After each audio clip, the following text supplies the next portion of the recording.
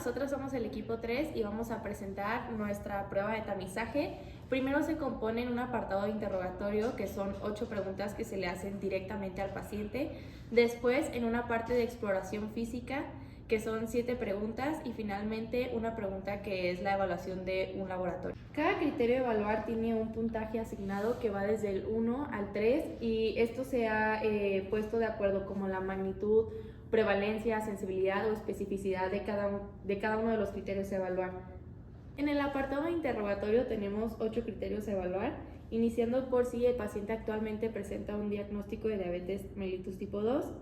Si presenta este diagnóstico, se evalúa si es mayor a 10 años o menor a 10 años, si ha sentido algún tipo de dolor ardoroso sin haber tenido algún tipo de estímulo, si ha sentido dolor exagerado con algún estímulo doloroso, por ejemplo, la reacción mayor a lo habitual de lo que debería de ser, si siente dolor con algún estímulo que no debería de ser doloroso, como la fricción de las sábanas o con la propia piel, si ha identificado la aparición de úlceras en extremidades inferiores, si ha presentado en el último mes síntomas gastrointestinales como lo es la náusea, el vómito y el estreñimiento, y si presenta algún diagnóstico previo de dislipidemia.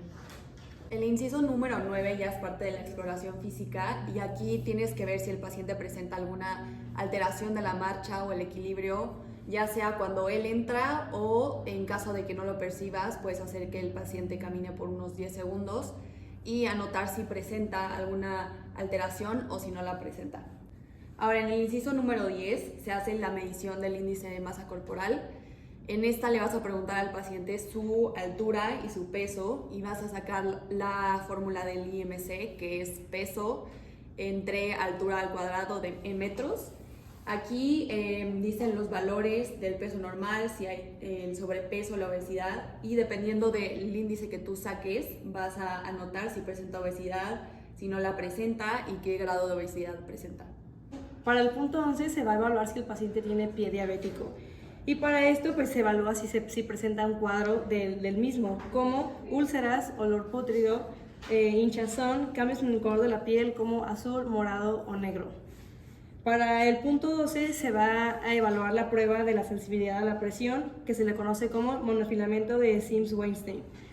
Para esta prueba se le va a mostrar el monofilamento al paciente colocando un extremo de su mano o brazo para que sienta cómo se percibe el monofilamento y demostrarle que no es un procedimiento doloroso. Igual el paciente va a estar en decúbito y descalzo. Durante la exploración se le va a pedir al paciente que cierre los ojos y se le va a preguntar si siente algo o no, y en caso de sí sentirlo, en qué dedo, en qué pie, si es en la palma o en algún otro punto del pie. Los puntos exactos en el que se va a aplicar la presión son en el falange distal del primer dedo, en la base del primero, en el tercero y quinto metatarsiano. Después se va a levantar el monofilamento sin dejar que un hilo o algo se arrastre sobre el pie y se va a repetir esta secuencia 3 veces. Si el paciente acierta 2 de estas 3 veces, se considera una prueba negativa, ya que el paciente sí está presentando sensibilidad. Y si el paciente acierta menos de 2 de cada 3 veces, esto se considera una prueba positiva, ya que el paciente no está presentando sensibilidad. En el punto número 13 se utiliza la prueba de sensibilidad protectora con el uso de diapasón para poder medir si el paciente puede sentir la vibración del diapasón. Usualmente se utiliza un diapasón que mide 128 Hz, en el cual la interferencia nos va a dar el resultado de la sensibilidad de la vibración. Antes de realizar la prueba se le explica al paciente qué es el diapasón y se le colocan las extremidades superiores para que logre identificar la vibración. Posteriormente se seleccionan ciertos puntos en las extremidades inferiores donde se coloca el diapasón y cuando el paciente deje de sentir esta vibración va a indicarlo. El resultado de la prueba de diapasón se da mediante la intersección que tienen las dos extremidades superiores del diapasón. Si el resultado de la intersección es menor a 4, se considera que el paciente tiene una pérdida de la vibración, por lo que se considera que sí presenta una afectación de esta prueba. Si se considera que el paciente sí presenta una disminución de la vibración, se le va a dar un puntaje de 2 puntos. En dado caso de que no presente esta afectación, no se le suma ni se resta ningún punto. Ahora, para la medición de la hipotensión ortostática vamos a realizar la prueba de bipedestación activa, la cual consiste en colocar al paciente en decúbito supino o sentarlo por al menos 5 minutos. Posteriormente se toma la tensión arterial, igualmente la frecuencia cardíaca.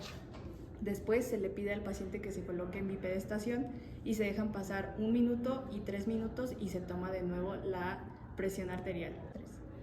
Y para evaluar los valores anormales debe de ser una caída en la sistólica de mayor o igual a 20 o una caída en la diastólica mayor o igual a 10 o que la sistólica se encuentre menor a 90 milímetros de mercurio. Para el siguiente punto se va a ocupar hacer una prueba de hemoglobina glucosilada, por lo cual se le va a pedir al paciente que vaya a una clínica para poder realizarla. Después de tener los resultados, se va a marcar, si es arriba de 7%, se va a marcar 2 puntos, pero si es menor de 7, se van a marcar 0 puntos. Y ahora para la tabla de puntajes, aquí se van a sumar todos los puntos que se tuvieron a lo largo de la herramienta. Entonces, de 0 a 6 puntos no hay probabilidad de enfocarse en otro diagnóstico. Después, de 7 a 14 es poco probable, por lo cual puede existir algún otro diagnóstico diferencial o está en etapas muy tempranas de una neuropatía diabética.